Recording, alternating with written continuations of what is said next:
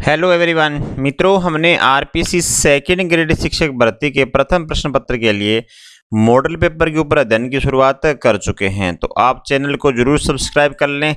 मित्रों, इससे जो पहले क्लास हुई थी उसमें हमने सेकेंड ग्रेड शिक्षक भर्ती के 8वें मॉडल पेपर के 50 क्वेश्चन हल कर चुके हैं।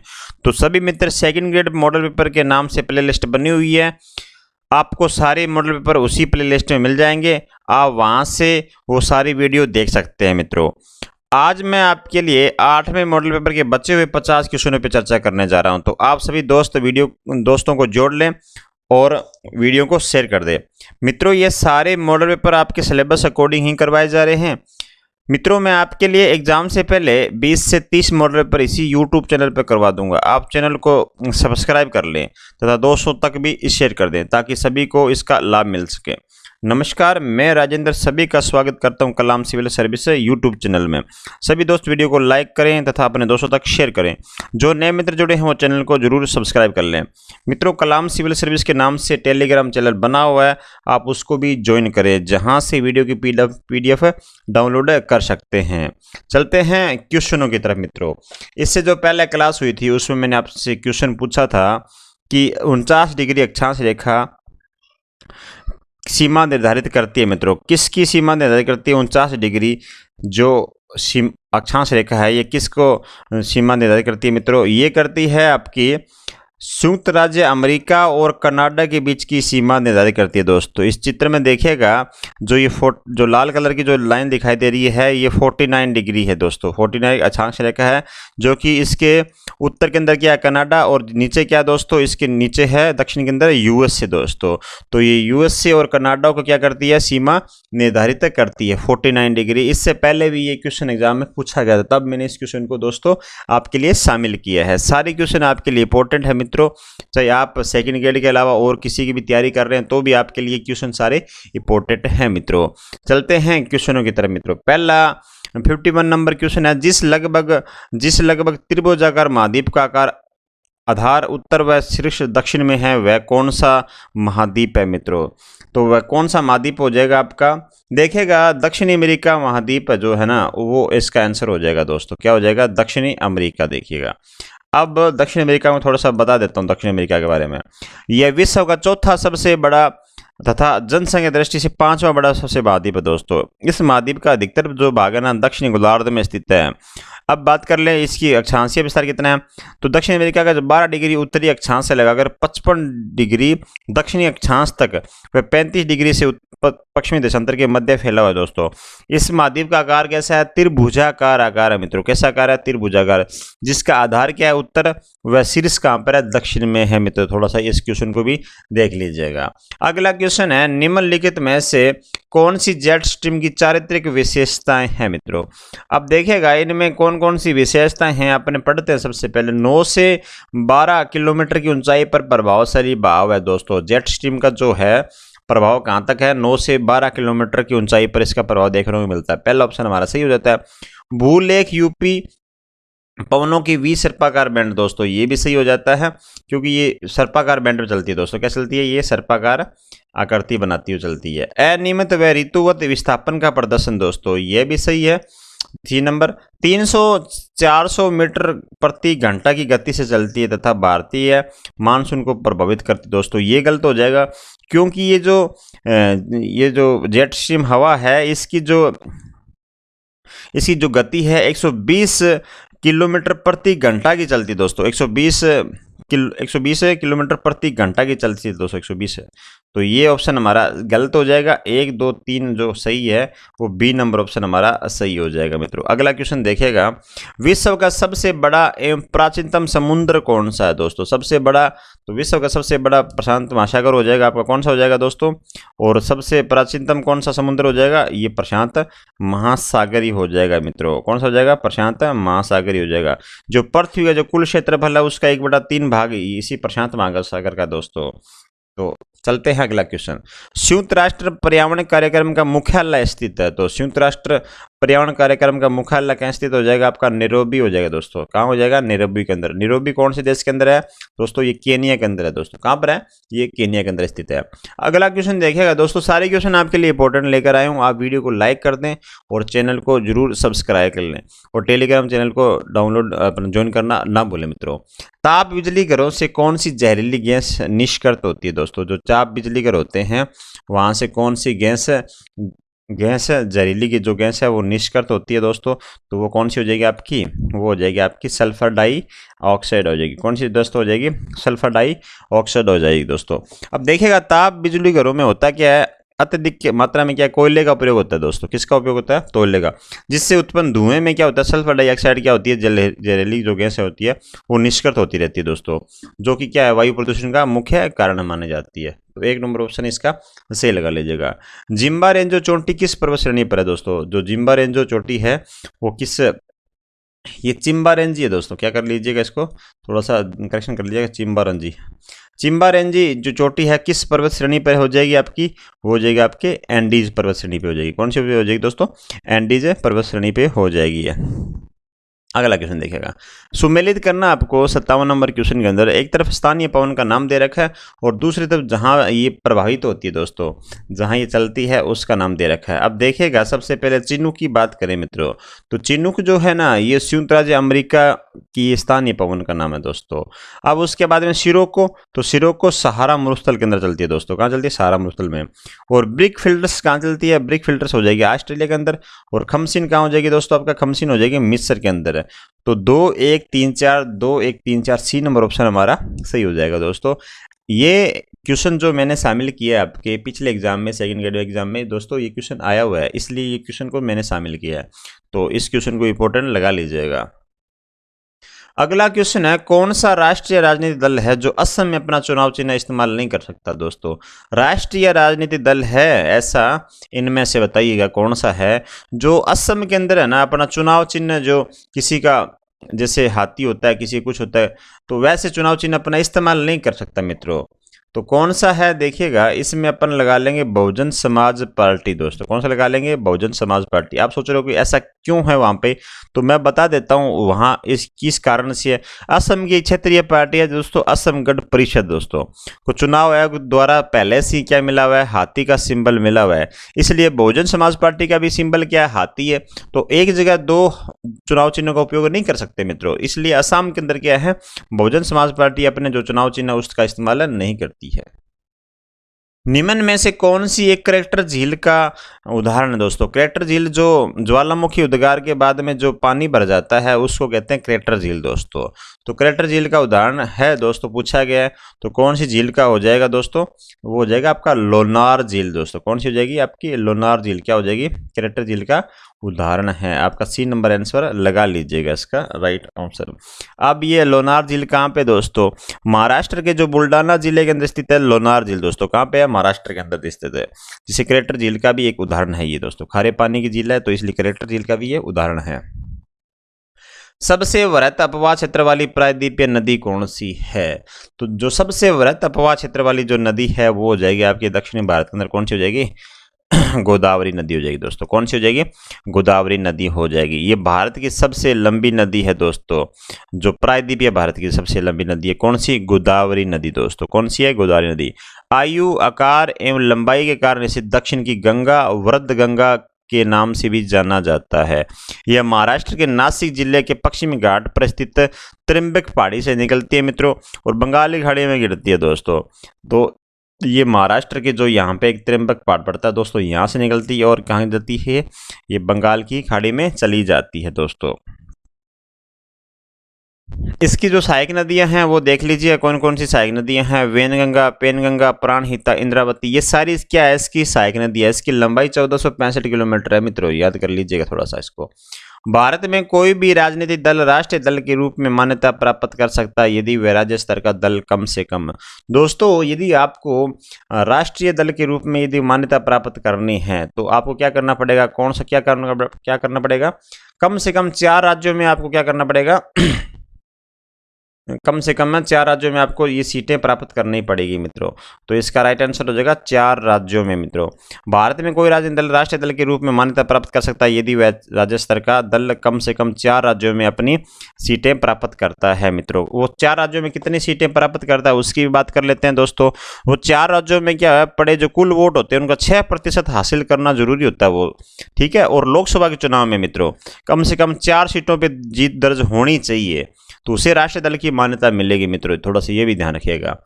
21वीं शताब्दी में भारत की विदेश नीति के नीतिगत उद्देश्य क्या हैं? देखिएगा 21वीं जो शताब्दी के अंदर क्या हुआ था, भारत की जो विदेश नीति है उसमें देखते हैं कौन कौन सी चीजें होती है। अब विकास संबंधी प्राथमिकता दी गई है। 21वीं जो हुई थी अपनी भारत की विदेश नीति है उसके अंदर क्या दिया गया, विकास संबंधी प्राथमिकता दी गई है। विकासशील देशों के साथ परस्पर लाभकारी भागीदारी दोस्तों ये भी है। प्रमुख शक्तियों के साथ सौहार्दपूर्ण एवं संतुलित संबंध है दोस्तों ये भी है। तो इसका राइट आंसर क्या हो जाएगा, डी नंबर इसका राइट आंसर हो जाएगा। इनमें से सभी दोस्तों ये सारे ही क्या है, इसके मुख्य उद्देश्य हैं मित्रों। क्या है, ये सारे ही उसके मुख्य उद्देश्य हैं। अंतर्राष्ट्रीय शांति का विकास एवं प्रोत्साहन, इसके अलावा और भी हैं दोस्तों। अगला क्वेश्चन देखिएगा, वन प्रजनन वानिकी अनुसंधान संस्थान भारत के किस नगर में स्थित है दोस्तों? तो भारत के किस नगर में स्थित है, वो कोयम्बटूर के अंदर है दोस्तों। कहाँ पे जाएगा आपका, कोयम्बटूर के अंदर। अगला क्वेश्चन देखिएगा, चुंबी घाटी किन देशों की प्रतिष्ठित स्थल पर स्थित है दोस्तों? चुंबी घाटी की बात चल रही है, तो वो चुंबी घाटी कहाँ स्थित है दोस्तों? वो हो जाएगा आपका भारत, भूटान एवं तिब्बत। पहला ऑप्शन आपका सही हो जाएगा। मानसून क्या है मित्रों? तो मानसून एक प्रकार की मौसमी हवाएं हैं। क्या है, एक प्रकार की क्या है, मौसमी हवाएं हैं मित्रों। देख लीजिएगा, बी नंबर इसका राइट आंसर हो जाएगा। मानसून तट मुख्यतः क्या है, हिंद महासागर अरब सागर की ओर से भारत के दक्षिण पश्चिम तट पर आने वाली हवाओं को कहते हैं। कौन सी क्या कहते हैं उसको कहते हैं मानसून कहेंगे मित्रों। अगला क्वेश्चन, भारत में न्यायिक पुनरावलोकन के संबंध में त्रुटिपूर्ण कथन को पहचानिएगा। जो त्रुटिपूर्ण जो कथन है उसको हमने पहचानना है। अब देखिएगा, पहला कथन है संविधान में न्यायिक पुनरावलोकन शब्दावली का उल्लेख नहीं है, तो उस संविधान में नहीं है ये। न्यायिक पुनरावलोकन संविधान के मूल ढांचे का अंग है, ये भी सही है। संविधान संशोधन न्यायिक पुनरावलोकन के विचार क्षेत्र में आते हैं। अनुच्छेद 356 के अंतर्गत राष्ट्रपति उद्घोषणा न्यायिक पुनरावलोकन की विचार क्षेत्र में नहीं है, क्योंकि इससे अनुच्छेद 74(2) का सिलेक्शन मिला है। तो ये गलत हो जाएगा हमारा। डी नंबर आंसर हमारा क्या हो जाएगा, सही हो जाएगा। भारत के संविधान में महान न्यायवादी के पद पर विचार किस देश से लिया गया है? तो ये पूछा गया है, महान न्यायवादी के पद के ऊपर बात कर रहे हैं अपन, तो महान न्यायवादी के पद के ऊपर बात कर लेते हैं दोस्तों। तो इसका आंसर हो जाएगा ब्रिटेन हो जाएगा। क्या हो जाएगा, ब्रिटेन इसका आंसर हो जाएगा। अब देखेगा ब्रिटेन से हमने क्या क्या लिया है, तो संसदीय शासन प्रणाली ली है, विधि का जो शासन है वो लिया हमने, विधायक प्रक्रिया ली है, एकल नागरिकता ली है, मंत्रिमंडल प्रणाली ली है ना, इस द्विसदनात्मक ये भी हमने वहां से लिया है। अब जर्मनी से भी ली गई है विशेषता दोस्तों, आपातकाल के समय मूल अधिकारों का स्थगन प्रमुख है दोस्तों। कनाडा से भी लिया गया हमने कुछ न कुछ, ऑस्ट्रेलिया से भी ली गई है समवर्ती सूची वगैरह। तो देख लीजिएगा थोड़ा सा इसको, इसका राइट आंसर हो जाएगा ब्रिटेन हो जाएगा मित्रों। भारत यूएन संबंधों के संबंध में कितने सतत विकास लक्ष्य को प्राप्त करना है? तो कितने को प्राप्त करना है मित्रों? तो वो प्राप्त करना आपका 17 लक्ष्यों को हमने क्या करना है, प्राप्त करना है। ये संयुक्त राष्ट्र जो महासभा की जो की बैठक हुई थी 2015 के अंदर, उसमें 2030 तक क्या सतत विकास एजेंडा के तहत सदस्य देशों द्वारा 17 विकास लक्ष्य तथा 169 प्रयोजन अंगीकृत किए गए मित्रों। तो भारत को वर्तमान में 17 विकास लक्ष्य प्राप्त करने हैं। कितने करने हैं? भारत को 17 विकास लक्ष्य प्राप्त करने हैं। राष्ट्रीय सतत खेती मिशन में कौन सी योजना को समावेश किया गया है? तो कौन सी योजना को समावेश किया गया है? देखिएगा, राष्ट्रीय सूक्ष्म सिंचाई मिशन, इसको भी हमें मिलाया है। राष्ट्रीय जैविक खेती परियोजना, इसको भी। राष्ट्रीय मृदा स्वास्थ्य एवं उर्वरता प्रबंधन परियोजना, इसको भी समावेश किया है दोस्तों। वर्षा आधारित क्षेत्र विकास, इसको भी किया है। तो 1, 2, 3 और 4, डी नंबर ऑप्शन हमारा क्या हो जाएगा, सही हो जाएगा। अगला क्वेश्चन देखेगा, अर्थव्यवस्था के विकास के लिए कच्चे और निर्मित इस्पात का सन से उत्पादन वर्ष 2021-22 में कितना रहा है? तो कितना रहा है मित्रों? वो रहा है आपका 62.91 व 62.37 रहा है दोस्तों। एक नंबर ऑप्शन हमारा सही हो जाता है। अगला क्वेश्चन देखिएगा, वर्तमान में वह कौन सा उद्योग है जो सार्वजनिक क्षेत्र के लिए अन्य रूप से आरक्षित है। तो सार्वजनिक क्षेत्र से अन्य रूप से आरक्षित है, कौन सा हो जाएगा आपका, एक तो परमाणु ऊर्जा हो जाएगा। कौन सा हो जाएगा मित्रों, परमाणु ऊर्जा हो जाता है, और हो जाएगा रेलवे प्रचलन हो जाएगा आपका। एक नंबर ऑप्शन आपका क्या हो जाता है, सही आंसर हो जाता है।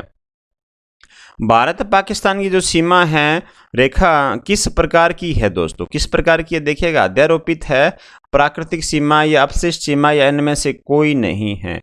तो कैसी सीमा है भारत पाकिस्तान के बीच में, अध्यारोपित सीमा है मित्रों। कैसी सीमा है, अध्यारोपित सीमा है। बात कर लेते हैं ये सीमा का निर्धारण कब हुआ था, 1947 के अंदर हुआ, सर एस रेडक्लिफ के द्वारा निर्धारित की जाती है। इसलिए इसको क्या कहते हैं, रेडक्लिफ रेखा भी कहते हैं, जो कि पूर्णतः क्या है, अध्यारोपित है मित्रों। क्या है, पूर्णतः अध्यारोपित है। जाड़े के आरंभ में तमिलनाडु के तटीय प्रदेशों में वर्षा किस कारण होती है मित्रों। तो जाड़े के जब आरंभ होता है, बरसात ऋतु होती है, तब पूछा गया आपसे वो किस कारण होती है तमिलनाडु के अंदर। तो वो किस कारण होती है, उत्तरी पूर्वी मानसून से होती है मित्रों। कैसे होती है, उत्तरी पूर्वी मानसून से होती है। अब देखिएगा, उत्तरी जो पश्चिमी भारत से मानसूनी हवाएं सितंबर के बाद में क्या होती है, वापस लौटना शुरू कर देती है, और मध्य अक्टूबर तक भारत के समस्त भागों से अलग हो जाती है। इसे मानसून का लौटना कहते हैं मित्रों। क्या कहते हैं, इसे मानसून का लौटना कहते हैं। अब देखिएगा, अक्टूबर के प्रारंभ में ये पीछे लौटती हुई मानसून हवा बंगाल की खाड़ी से पर्याप्त आर्द्रता ग्रहण कर लेती है, तो नवंबर में क्या करती है, उत्तरी पूर्वी मानसून के रूप में तमिलनाडु की तटीय भारत जो प्रदेश है वहां पे क्या कर देती है, ये बरसात करा देती है। देखिएगा यहाँ से, अब इस चित्र की तरफ देखिएगा, जब ये मानसून लौटेंगे तो यहाँ से क्या करेंगे, ये बंगाल की खाड़ी से क्या करती है, आर्द्रता ले लेती है, और जो ये भाग पड़ जाता है तमिलनाडु का दोस्तों, यहाँ क्या करती है, ये बरसात करवा देती है। अब अगला क्वेश्चन देखेगा, प्रायद्वीपीय पठार के झुकाव का प्रभाव जिस पहलू में देखने को मिलता है वह है दोस्तों। तो प्रायद्वीपीय पठार का झुकाव की बात कर रहे हैं मित्रों। अब जो प्रायद्वीपीय पठार का झुकाव किस साइड में, पहले तो इसको देखेगा, जो प्रायद्वीप का जो पठार है उसका झुकाव किस साइड में, इस तरफ दोस्तों। किस तरफ है, बंगाल की खाड़ी की तरफ इसका क्या है, झुकाव है। किसका, प्रायद्वीपीय पठार का। ये कैसे पता लगा हमें, ये जल प्रवाह की दिशा की वजह से हमें पता लग रहा है दोस्तों। जितनी सारी नदियां हैं, ये यहाँ से भी, महाराष्ट्र से भी दोस्तों, ये जितनी नदियां हैं ये अपना पानी कहाँ लेके जा रही है, बंगाल की खाड़ी में लेके जा रही है। ये इससे पता लगता है दोस्तों कि इसका झुकाव किस साइड में है, इसका झुकाव है दोस्तों पूर्व की तरफ, झुकाव इसका ज्यादा है। अगला क्वेश्चन देखिएगा, निम्न में से किससे राष्ट्रपति के निर्वाचन में मताधिकार प्राप्त नहीं है दोस्तों।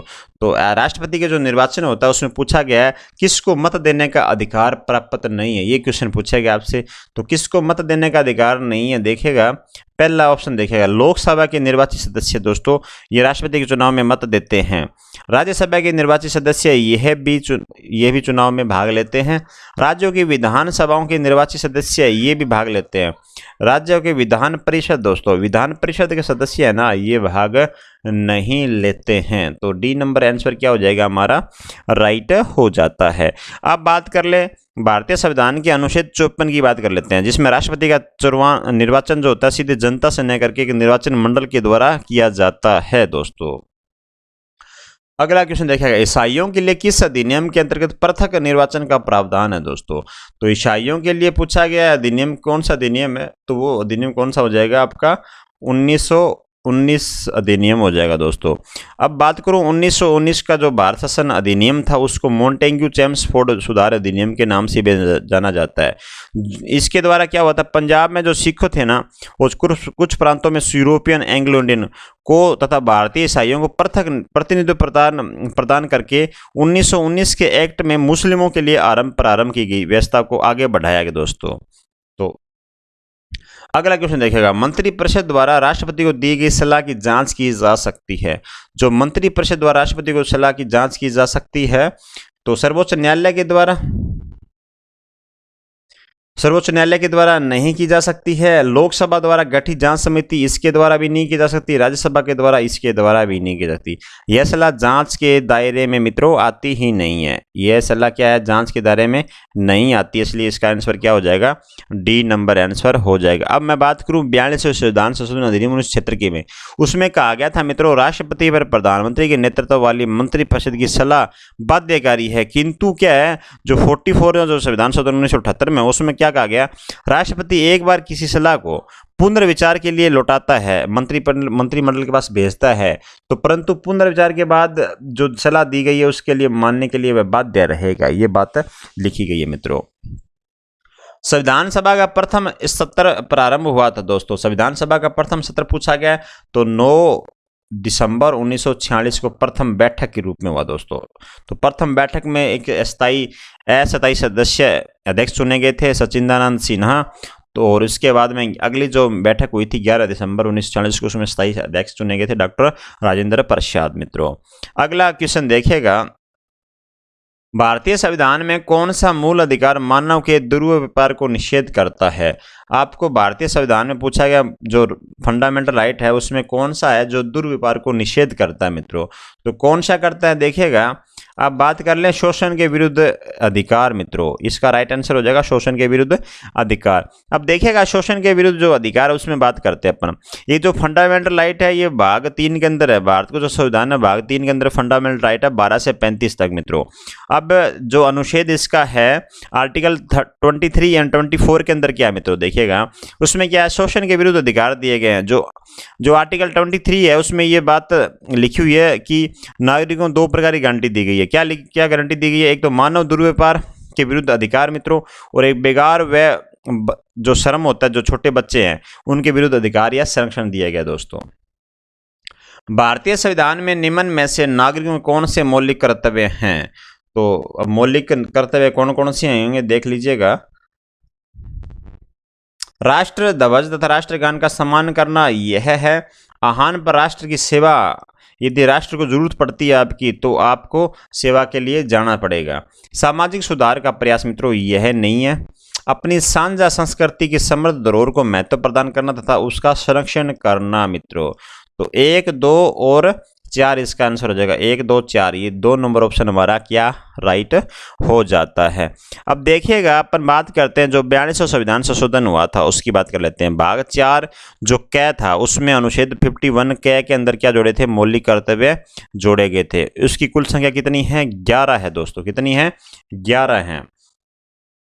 अगला क्वेश्चन देखिएगा, निम्नलिखित में से किस, अब शिक्षा मनोविज्ञान के क्वेश्चन दोस्तों आ गए हैं तो आप वीडियो को लाइक करें और चैनल को जरूर सब्सक्राइब कर लीजिएगा दोस्तों, ताकि अगला वीडियो आपको जल्दी से जल्दी मिल जाए मित्रों। निम्नलिखित में से किस बुद्धि की मॉडल या सिद्धांत में जी कारक को बुद्धि का एक महत्वपूर्ण तत्व माना गया है। दोस्तों आप कमेंट बॉक्स में बता दीजिएगा कि आपको क्लास कैसे लगी, आप कुछ न कुछ कमेंट बॉक्स में रिवार्ड जरूर दीजिएगा दोस्तों। निम्नलिखित में से किस बुद्धि के मॉडल या सिद्धांत में जी कारक को बुद्धि का एक महत्वपूर्ण तत्व माना गया है, तो किसके द्वारा ये दोस्तों, बात करें स्पीरमैन के सिद्धांत की दोस्तों, किसकी बात करें, स्पीरमैन की इस सिद्धांत की दोस्तों। अब देखेगा इसकी संरचना क्या है, मूल रूप से कारक होते हैं दोस्तों, क्या होते हैं, अब सामान्य कारक जी तथा विशिष्ट कारक जो होता है वो एस होता है मित्रों, क्या होता है, जी कारक। अब जी कारक का तात्पर्य क्या देखिएगा, मानसिक कार्य करने की सामान्य क्षमता से होता है दोस्तों, जो मानसिक कार्य है उसकी सामान्य क्षमता होता है, अतः यह मानसिक ऊर्जा का कार्य करता है, यह जन्मजात कारक जैसा ही होता है मित्रों। तो स्पीरमैन का यह सिद्धांत हो जाएगा जी कारक मित्रों। थ्रस्टन द्वारा निर्मित प्रधान मानसिक क्षमताओं का परीक्षण में कितने कारक हैं, तो कितने कारक हो जाएंगे थ्रस्टन के अनुसार, वो हो जाएंगे आपके 7 कारक हो जाएंगे। कितने कारक हो जाएंगे, 7 कारक हो जाएंगे। कौन कौन से 7 कारक हो जाएंगे थ्रस्टन के अनुसार वो भी देख लीजिएगा। एक स्थानिक क्षमता होती है, तर्क क्षमता होती है, आंकिक क्षमता होती है, स्मृति क्षमता भी होती है, शाब्दिक अर्थ क्षमता भी होती है, और प्रत्यक्ष ज्ञानात्मक गति क्षमता भी होती है, और शब्द प्रवाह करना ये भी क्षमता होती है। तो 7 प्रकार की क्या होती है उसकी कारक होते हैं। अगला क्वेश्चन देखिएगा, बीएफ स्किनर का अधिगम सिद्धांत मुख्यतः प्रयोगशाला प्रयोगों पर आधारित था, जबकि हल का सिद्धांत किस पर आधारित था दोस्तों, तो हल का पूछा गया है। अब देखिएगा अपन बात करें आगे, बी एफ स्किनर के अनुसार मित्रों। तो बी एफ स्किनर के ने अधिगम का क्रिया प्रसूत सिद्धांत दिया था दोस्तों। किसने दिया था? बी एफ स्किनर ने क्रिया प्रसूत सिद्धांत दिया। स्किनर का सिद्धांत मुख्यतः क्या है? प्रयोगशाला प्रयोगों पर आधारित था, जबकि हल ने क्या किया था? अधिगम का प्रबल सिद्धांत दिया था, जो गणितीय घटनाओं पर आधारित है दोस्तों। किसके हल के अनुसार किस पे आधारित है? गणितीय घटनाओं पर दोस्तों। तो बी नंबर इसका राइट आंसर हो जाएगा। अगला क्वेश्चन देखेगा, सिंपल क्वेश्चन है दोस्तों सारे। एल थ्रस्टन के बारे में निम्न में से कौन सा कथन सही है मित्रों? तो कौन सा कथन सही है वो बताना हमने। देखिएगा, इन्होंने बुद्धि के द्विकारक सिद्धांत का प्रतिपादन किया, ये कथन सही नहीं है। इन्होंने बुद्धि की व्याख्या करने के लिए अनुक्रमिक मॉडल का प्रतिपादन किया, ये भी सही नहीं है। इन्होंने प्राथमिक मानसिक क्षमताओं की पहचान करी, ये दोस्तों ये सही है इसका। इन्होंने क्या करी थी? प्राथमिक मानसिक कारकों क्षमताओं की पहचान करी थी मित्रों। सी नंबर ऑप्शन इसका राइट हो जाएगा। सर्वनात्म अधिगम सिद्धांत के प्रतिपादक है मित्रों। तो ये सर्वन नहीं है दोस्तों, संरचनात्मक है दोस्तों। क्या ये? संरचनात्मक हो जाएगा। संरचनात्मक आत्म अधिगम हो जाएगा दोस्तों। क्या हो जाएगा? संरचनात्मक कर लीजिएगा इसको। तो संरचनात्मक अधिगम सिद्धांत के प्रतिपादक पूछे गए हैं आपसे, तो कौन हो जाएंगे? जे राम ब्रूनर हो जाएंगे दोस्तों। कौन हो जाएंगे? जे राम ब्रूनर हो जाएंगे। संरचनात्मक कर लीजिएगा इसको। क्या कर लीजिएगा? इसको संरचनात्मक कर लीजिएगा। क्लास की अनुबंधन में प्राणी किन दो के बीच एक नए साहचर्य को सीखता है दोस्तों? जो क्लास की अनुबंधन में पूछा गया आपसे, तो क्लास की अनुबंधन का प्रतिपादन किसने किया था? रूसी वैज्ञानिक था पावलोव दोस्तों, उसने ये प्रतिपादन किया था दोस्तों। क्लास के अनुबंधन में क्या होता है? एक उद्दीपक होता है जो कि विशेष अनुक्रिया आरंभ में उत्पन्न नहीं करता, परंतु जब उसे एक उद्दीपक के साथ साहचर्य किया जाता है, मिलाया जाता है दोस्तों, तो वह उद्दीपक एक नई अनुक्रिया उत्पन्न करता है दोस्तों। इस प्रकार प्राणी क्या करता है? पुराने उद्दीपक एवं नई अनुक्रिया के बीच में साहचर्य को सीखता है। तो इसका आंसर क्या हो जाएगा? एक पुराना उद्दीपक हो जाएगा और एक नई अनुक्रिया हो जाएगी। तो सी नंबर आंसर इसका राइट लगा लीजिएगा मित्रों। स्किनर द्वारा प्रतिपादित भाषा विकास के सिद्धांत का सबसे प्रबल आलोचक किसे कहते हैं दोस्तों? तो स्किनर द्वारा जो प्रतिपादित था भाषा विकास का सिद्धांत, उसका सबसे प्रबल आलोचक था वो था चॉम्स्की दोस्तों। कौन था? चॉम्स्की दोस्तों। इसका right answer D number answer आप लगा लीजिएगा। अगला क्वेश्चन देखेगा, गेस्टाल्ट संप्रदाय का प्रतिपादन कब हुआ दोस्तों? तो गेस्टाल्ट जो संप्रदाय था उसका प्रतिपादन पूछा गया है। अब कब हुआ था ये पूछा गया आपसे। तो 1912 के अंदर क्या होता है? गेस्टाल्ट संप्रदाय का प्रतिपादन होता है 1912 के अंदर होता है मित्रों। किस कब होता है? 1912 के अंदर। बालक के विकास का अध्ययन हमें यह जानने योग्य बनाता है कि क्या पढ़ाएं और कैसे पढ़ाएं। यह कथन किस मनोवैज्ञानिक का है दोस्तों? तो ये किसका हो जाएगा आपका? ये हो जाएगा आपका गिलफोर्ड का हो जाएगा मित्रों। किसका हो जाएगा? गिलफोर्ड का ये कथन है कि बच्चे को कैसे पढ़ाएं और क्या पढ़ाएं मित्रों। क्या पढ़ाएं और कैसे पढ़ाएं, ये कथन किसका है? गिलफोर्ड का हो जाएगा। खेलों के माध्यम से बालक में कौन सा गुण विकसित होता है? जब खेल खिलवाएंगे मित्रों, उनके माध्यम से क्या होता है? बालक में गुण विकसित होता है। तो वो कौन सा गुण विकसित होता है? वो होता है मित्रों सामाजिकता का गुण होता है। क्या होता है? सामाजिकता का गुण विकसित होता है मित्रों। अगला क्वेश्चन देखेगा, मंद गति से सीखने वाले बालकों के लिए निम्नलिखित में से कौन सा शैक्षिक प्रावधान उपयुक्त नहीं है? तो कौन सा उपयुक्त नहीं है? वो हो जाएगा आपका त्वरण हो जाएगा मित्रों। क्या हो जाएगा? त्वरण हो जाएगा। अगला क्वेश्चन, निम्न में से कौन सा कथन किसी व्यक्ति के मानसिक स्वास्थ्य को उत्तम रूप से प्रदर्शित करता है? कौन सा करता है मित्रों? इनमें से मानसिक स्वास्थ्य को उत्तम रूप से प्रदर्शित करता है, तो वो कौन सा करेगा आपका? देखिएगा, पूर्ण अभिव्यक्ति एवं संगतिकरण और सामान्य लक्ष्य की ओर निर्देशन दोस्तों। ये क्या करता है? आपको किसी मानसिक स्वास्थ्य को उत्तम रूप से प्रदर्शित करता है। निम्न में से कौन सा कथन रुचि के बारे में सत्य नहीं है? रुचि के बारे में जो सत्य कथन नहीं है आपको वो पहचानना है। तो रुचियां जन्मजात और अर्जित दोनों होती है मित्रों, ये बात सही है। जन्मजात भी होती है रुचि और अर्जित भी होती है मित्रों। अब रुचियां योग्यता एवं अभिक्षमताओं से संबंधित नहीं होती है मित्रों, ये बात भी सही है। रुचियां समय के अनुसार बदलती रहती है, ये बिल्कुल भी सही है। रुचियां व्यवहार में आकर्षण एवं विकर्षण का प्रतिबिंब नहीं है, ये दोस्तों रुचियां जो है आकर्षण एवं विकर्षण का प्रतिबिंब होती है मित्रों। क्या है? होती है। तो ये बी नंबर आंसर इसका राइट हो जाएगा। सत्य नहीं है पूछा गया मित्रों। अभिवर्ती है मित्रों। अभिवर्ती क्या है? देखिएगा, एक भावात्मक प्रवृत्ति जो अनुभव के द्वारा संगठित होकर किसी मनोवैज्ञानिक वस्तु के प्रति पसंदगी या नापसंदगी के रूप में प्रतिक्रिया करती। दोस्तों ये क्या हो जाएगी हमारी, ये हो जाएगी हमारी अभिवृत्ति हो जाएगी मित्रों। पहला ऑप्शन हमारा सही हो जाएगा। अगला क्वेश्चन देखेगा, सीखने की जो प्रक्रिया है एवं सूझ की दृष्टि से निम्नलिखित में से कौन सी विशेषता गेस्टाल्ट मनोवैज्ञानिकों द्वारा निर्धारित नहीं की गई है। दोस्तों जो सीखने की प्रक्रिया है सूझ की दृष्टि से दोस्तों, तो 95 नंबर क्वेश्चन है, इसका आंसर क्या हो जाएगा मित्रों, इसका आंसर हो जाएगा अधिगम प्रक्रिया। देखिएगा इसका बताता हूं मैं आपको। अधिगम की प्रक्रिया संज्ञानात्मक होती है मित्रों, अधिगम प्रक्रिया यंत्रवत होती है मित्रों। ये गलत है हमारा, है ना, तो बी नंबर इसका क्या हो जाएगा, आंसर हो जाएगा। आत्म व्यक्ति का वह रूप जो और जैसा व्यक्ति को ज्ञात है, उपरोक्त परिभाषा किसके द्वारा दी गई है दोस्तों, तो उपरोक्त जो परिभाषा है ये मर्फी के द्वारा दी गई है दोस्तों। किसके द्वारा दी गई है, ये परिभाषा मर्फी के द्वारा दी गई है। अगला क्वेश्चन देखेगा दोस्तों, प्रासंगिक अंतर्बोध परीक्षण का प्रतिपादन किसके द्वारा किया गया दोस्तों, तो किसके द्वारा किया गया था, ये किया गया था मॉर्गन और मुर्रे के द्वारा दोस्तों। मॉर्गन और मुर्रे के द्वारा यह प्रतिपादन किया गया था दोस्तों। अगला क्वेश्चन है, अभिवर्ती का निम्न में से कौन सा प्रकार है। अभिवर्ती का जो प्रकार पूछा गया है आपसे वो कौन सा प्रकार है, ये पूछा गया दोस्तों।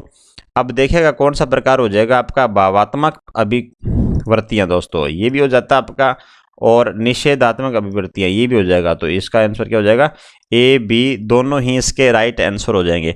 अब जो भावात्मक क्रिया होती है उसको सकारात्मक अभिवृत्तियां भी बोलते हैं दोस्तों। हम किसी के प्रति क्या करते हैं, अपना विश्वास रखते हैं, जैसे उसे पसंद करते हैं और स्वयं को क्या करते हैं, उसके अनुकूल समायोजित करने का प्रयास करते हैं, तो वह हमारी क्या होती है, भावात्मक अभिवृत्ति कहलाती है दोस्तों। क्या कहलाती है, हमारी भावात्मक अभिवृत्ति कहलाती है। अब निषेधात्मक देखिए दोस्तों, निषेधात्मक अभिवृत्ति कैसी कौन सी होती है इसको नकारात्मक अभिवृत्ति भी कहते हैं। हम किसी समुदाय या दल, संस्था आदि से घृणा करने लग जाते हैं तो उसमें क्या होते हैं, उससे हमें निराशा होती है दोस्तों। क्या होती है, निराशा होती है, उसका हम बहिष्कार करते हैं, उससे बचने का प्रयास करते हैं, तो उसे क्या कहते हैं, निषेधात्मक या नकारात्मक अभिवृत्ति भी कहते हैं। तो ए और बी दोनों इसका राइट आंसर हो जाएगा।